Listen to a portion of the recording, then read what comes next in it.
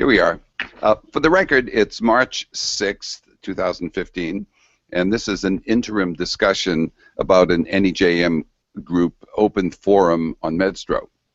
The topic is mitochondrial donation and the number of women who could benefit from it. The forum stems from a letter to the editor in the New England Journal of Medicine that estimates that roughly 150 births per year in the UK could benefit and roughly 800 in the US. That discussion ends next Thursday, March 12th at 6 p.m. Eastern. So if you're watching this and you want to participate, please get into MedStro and do so. We're at the midpoint of the discussion, so we're taking stock of what we've learned so far. And to do that, we have one of the moderators of the discussion, Brad Siegel, who's a second-year medical student at Harvard, also president of his class at Harvard Medical School. And we have a topic expert, Dr. Serena Chen, director of reproductive medicine at St. Barnabas Medical Center in Livingston, New Jersey. Welcome to both of you. Is that accurate, Dr. Chen? You're at St. Barnabas Medical Center? Yes, I'm at the Institute for Reproductive Medicine and Science at St. Barnabas, which is St. Barnabas Medical Center in Livingston, New Jersey. Okay. Well, yeah. Tell me, Dr. Chen, what are you hearing about this topic from your colleagues in reproductive medicine?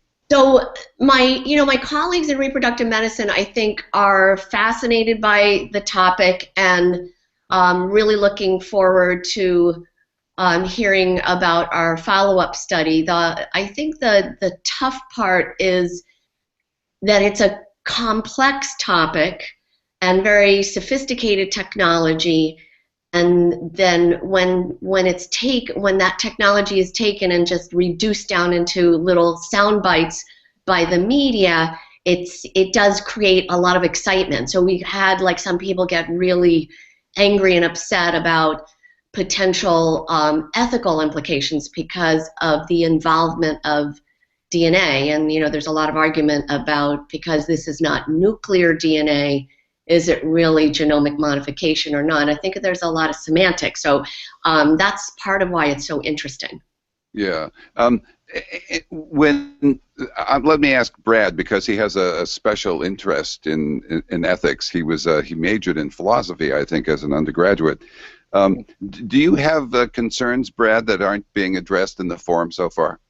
Well, there's definitely interesting questions about whether this is a situation where this is the first time that we're introducing a germline mutation into a new embryo. And so it's quite unlike a normal organ donation, because although we give donors DNA and, say, hepatocytes, and we do a liver transplant, this is a situation where we're actually going to put in de novo DNA from a donor that's going to be going into every cell in a person, and does that cross some sort of boundary? Is that a new place where we haven't gone to in medicine before? And I think that's going to be one of the questions that I really want to explore a little bit more as the week goes on. Yeah, it's interesting that the mitochondrial DNA is totally separate from the nuclear DNA, and it's all maternally derived. Right? Yeah. And so there's no admixture of the genes from the mitochondria and the nuclear genes. They remain separate, unless, of course, who knows? I mean, there isn't enough research to be able to say canonically that could never happen.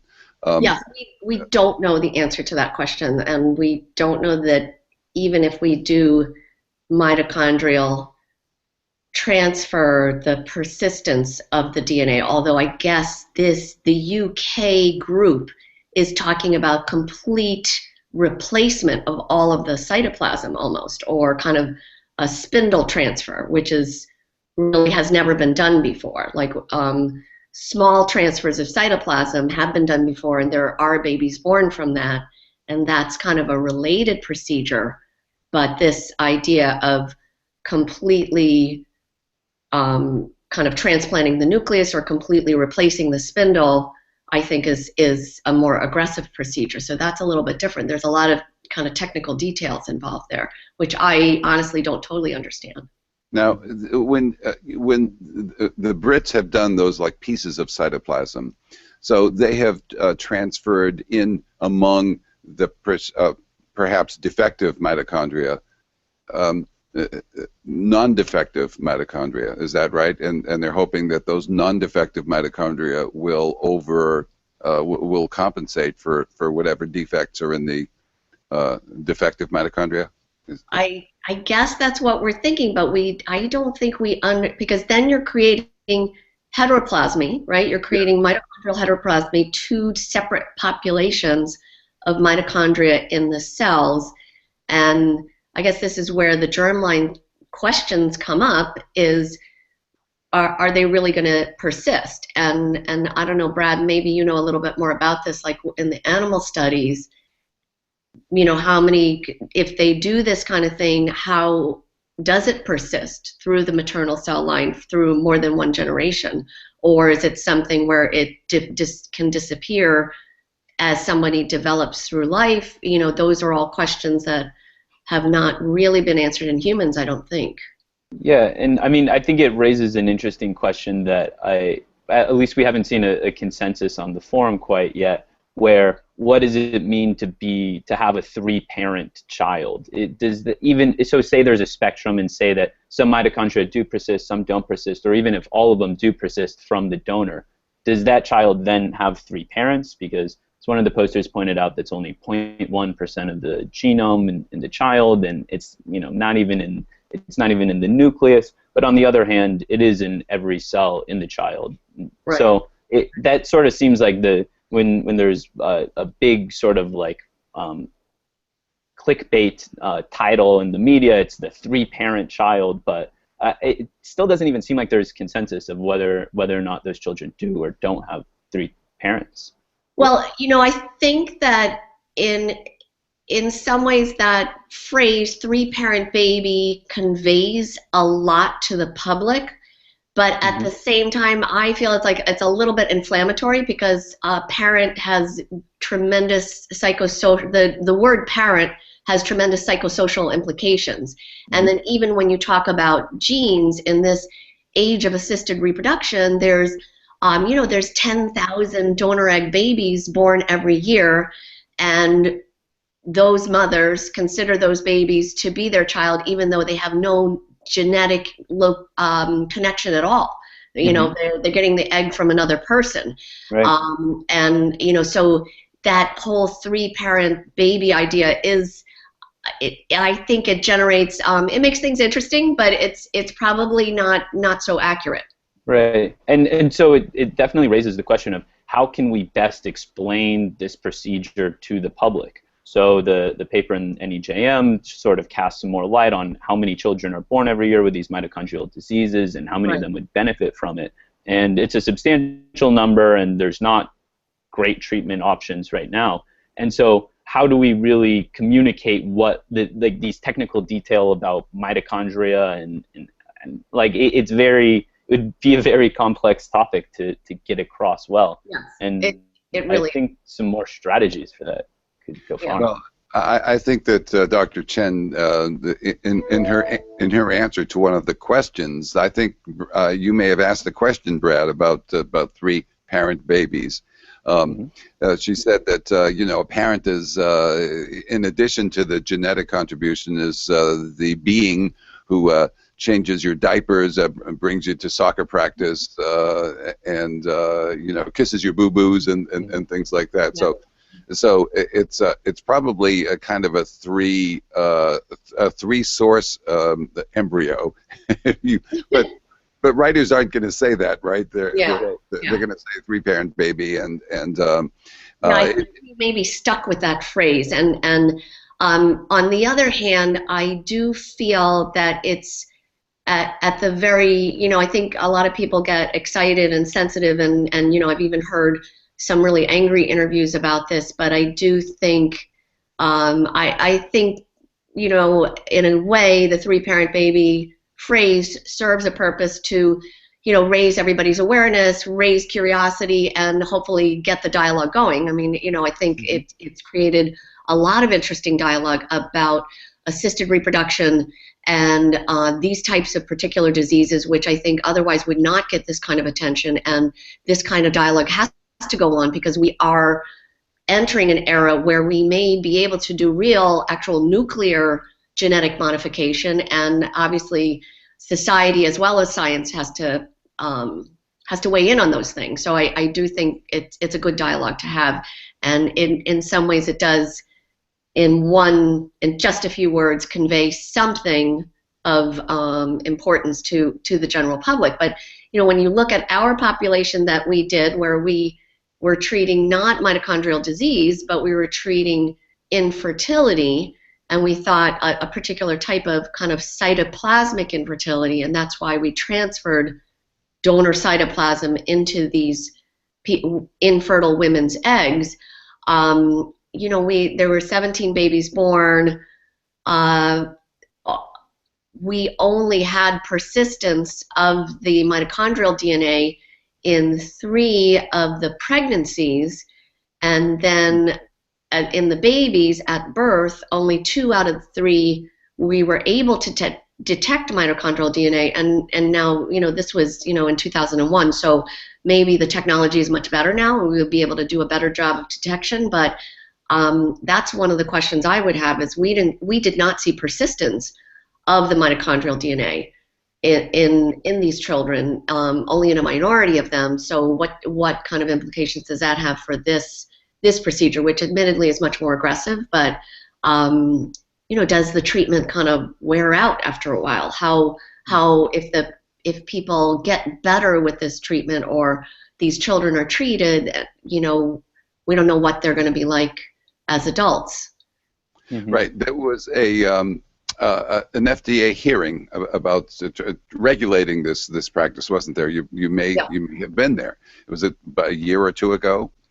It was a couple of years ago. There's a group in Oregon that is doing these studies on primates, and primates, I guess, are not such an easy model because they live a long time, so it takes a while to figure things out.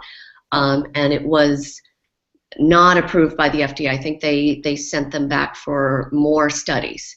But I wasn't at the hearing, and I don't understand all the technical details about that. So I am sure the FDA is going to be looking very closely at what's happening here in the UK, probably before they actually approve it in the United States. I would not be surprised at that.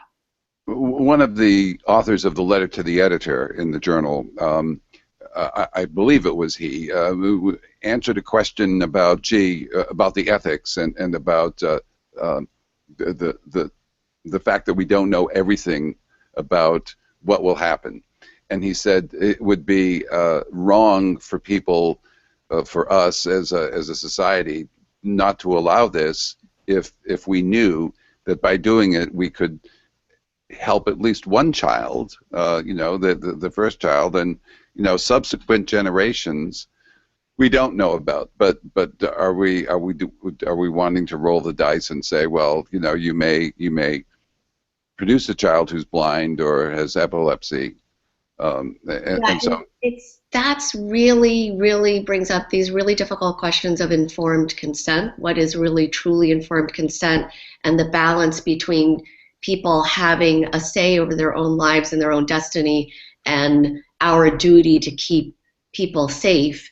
And you can take that too far and become very patriarchal, but you can be too loose and put people in danger, and we're trying to find that balance. I think that's very difficult to find. I will tell you that when the paper on our babies came out in 2001, and there was that line that said this is the first example of germline mutation, that very controversial line which not everybody agrees on, not even the authors of the paper totally agreed upon that line.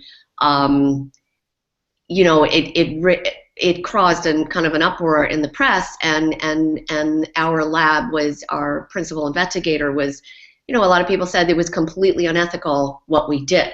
And I will tell you, so he had to get on the firing line on TV, and people were just blasting him in the news. Meanwhile, I was a young doctor at the clinic, and I'm just sucking eggs and putting in embryos, and I'm not involved in the in the design of the study or anything like that, although I had patients that went through it. We got tons of phone calls at our clinic, at our practice, and they were not about, why are you doing this crazy thing? You people are unethical. It was, Dr. Chen, that unethical thing I heard about on CBS, can I have that unethical thing done? Because I've had infertility for 10 years and I really want that unethical thing. So, there is definitely, and I see this every day in my practice, this balance between risk and benefit and giving the patient a choice and a say in her own destiny, and yet trying to do the right thing and keep her safe and healthy as well. So, and it's not so clear. Not so clear.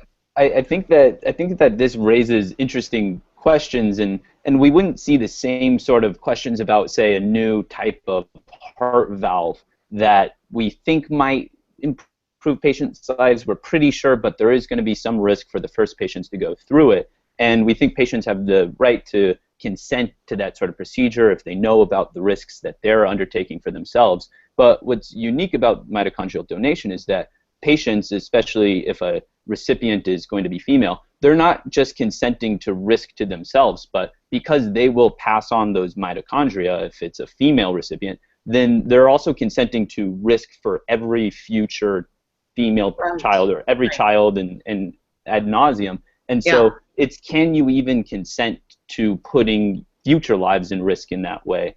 And I think that's a new question. Tough one, and I don't think I can't really think of examples of that, although, in some ways, of course, all of us every day are making decisions for future generations by, like, yes, we're driving gasoline cars, or we're going to, control the pollution, or what about the ozone? Maybe we can look to some of those things. I mean, obviously, we're trying to do the best we can, but future generations are not consenting to those types of things. So, that's definitely a tough one. Yeah. Well, let me ask a question, if I may. What would the costs of such a procedure be? Could you give me a ballpark figure, Dr. Chen?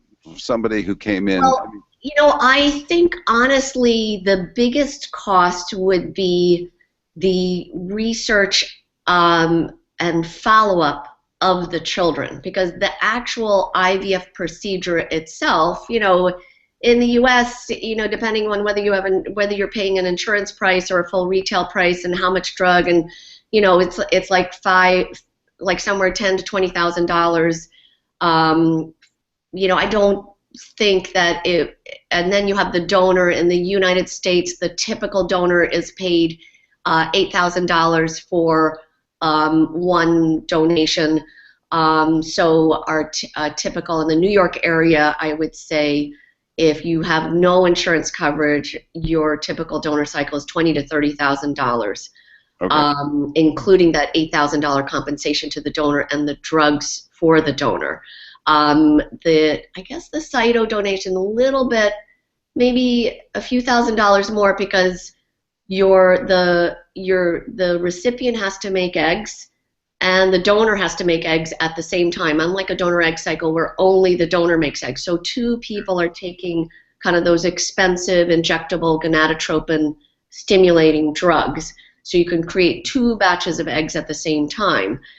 But it's not like a crazy costly medical procedure. The hard part is the follow-up of the donors and the follow-up of the children and the parents, and evaluation of all of those things. I think that part is the hard part, and that's part of why we never did follow-up until now, and why the follow-up is so difficult, and why we never went ahead and did an IND, is because the research required to get FDA approval and the teamwork and facilities and personnel you need to follow up children over an extensive period of time, that part I think is pretty costly and logistically not so easy.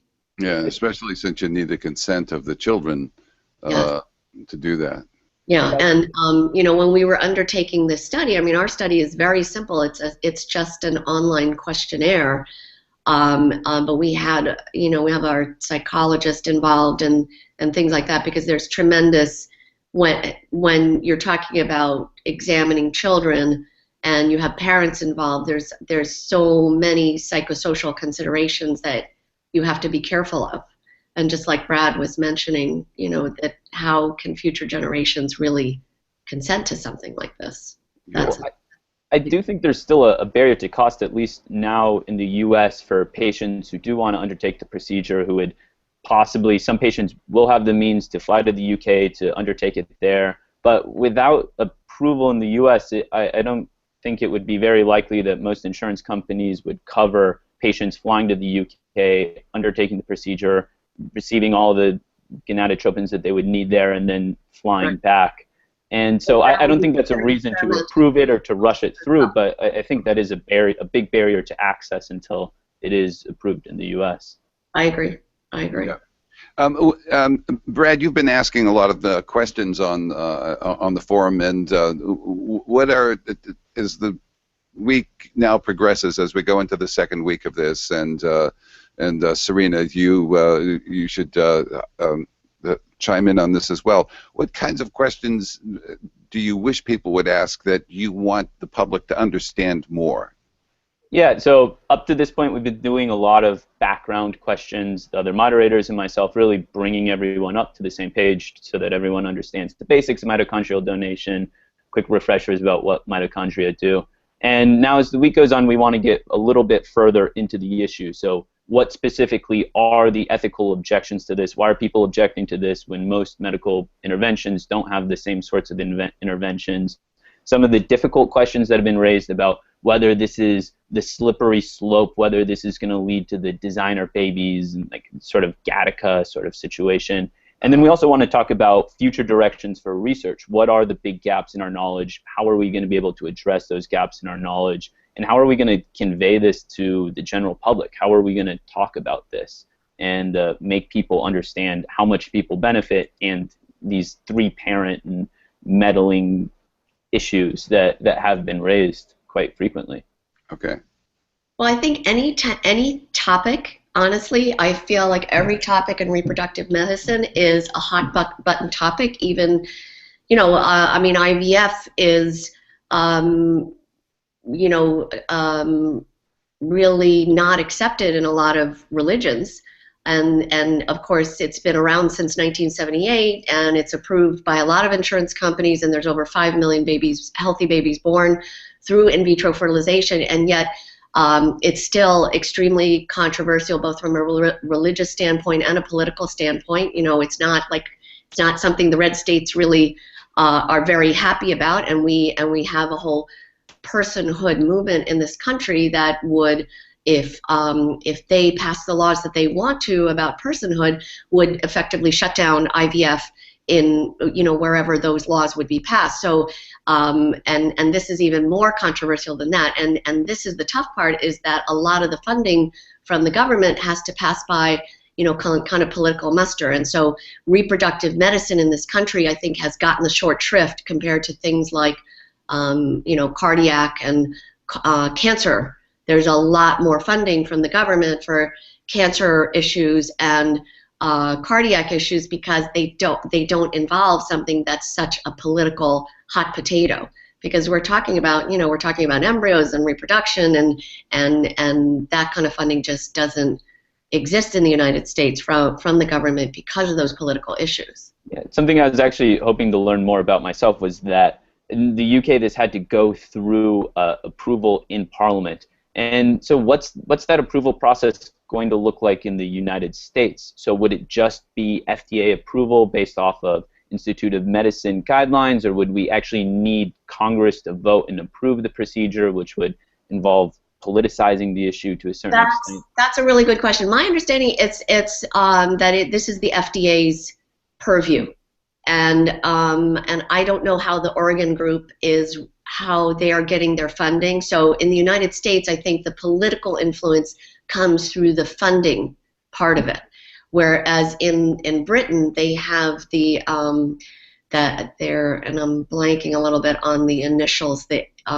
Joe, maybe you can help me with this. The the human Yeah, commission that they have in Britain that reviews everything, which is a branch of the government, and therefore, and I think that's why it has to go through Parliament. But in the United States, I think a lot of that political control comes through the the allocation of funds, and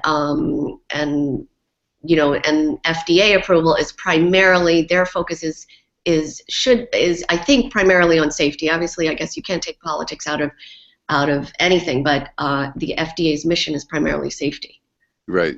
You recall, though, it's not only the Congress, but FDA did approve over-the-counter use or over-the-counter availability of emergency contraception, Yes. and that was overruled by the head of HHS. And that seemed a political move because it happened, I think, in the summer before an election. Yeah. So yeah, and the Congress say, look, it could pass a bill saying that Medicare can't pay, Medicaid rather, can't will have no funds that would support a procedure like this. I mean, there's all kinds of mischief, but that's what a democracy is, I guess. So that's what we've got. It's interesting. We're never bored here, ever. I mean, it makes it such an interesting issue because it's the cutting-edge science, it's translational medicine that's actually helping patients who are affected by these diseases, but it can't be removed from the context in which we're doing this. That, politics is just reflecting national preferences, at least hopefully, and we have to take that into account. We can't just do anything because it's possible. Right. That's true. Okay. Well, listen. I'm sure we're over time, but we have another week's worth of discussion. I'm looking forward to seeing what it is that both of you come up with. And so, Brad Siegel and Dr. Serena Chen, I want to thank you very much for this interim conversation. Yeah. Thanks for having us.